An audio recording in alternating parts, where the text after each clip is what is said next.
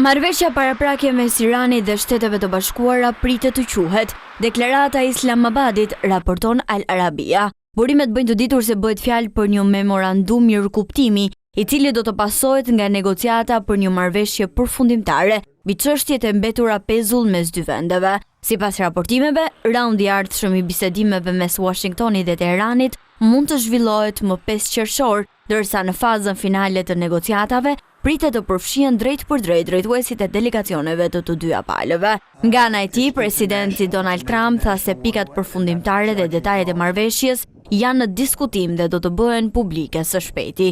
Sipas tij, përveç shumë elementeve të tjerë të marrëveshjes, kushtit e Hormuzit do të hapet. Trump e bëri njoftimin pas telefonatave të veçanta me liderë të vendeve, me shumicë myslimane dhe me kryeministrin izraelit Benjamin Netanyahu. Edhe sekretari amerikan i shtetit Marco Rubio deklaroi se Shtetet e Bashkuara dhe partnerët e gjirit kanë bërë përparim në negociatat me Iranin, duke paralajmëruar zhvillime të rëndësishme lidhur me ngushticën e Hormuzit dhe programin bërthamor iranian.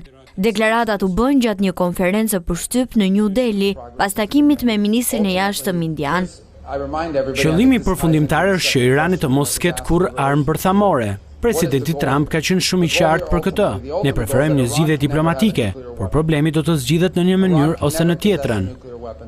Rubio tha se gjatë 48 orëve të fundit është punuar intensivisht me aleatët rajonal për një marrëveshje paraprake që do të garantonte lirinë e lundrimit në ngushticën e Hormuzit. Ngushtica është një rrugë ujore ndërkombëtare. Irani nuk e zotëron atë. Nëse lejojmë që këto kërcënime të bëhen normale, atëherë krijojmë një precedent të rrezikshëm për gjithë botën. Sipas tij, çdo marrëveshje do të kërkojë pranimin dhe zbatimin e plotë nga ana e Iranit, ndërsa negociata teknike për programin bërthamor mund të zgjasin në kohë. Nga ana tjetër, një burim i lartë iranian tha se Teherani nuk ka rënë dakord të dorëzoj stokun e uraniumit të pasuruar në nivele të larta, ndërsa çështja bërthamore nuk është pjesë e marrëveshjes paraprake me Washingtonin.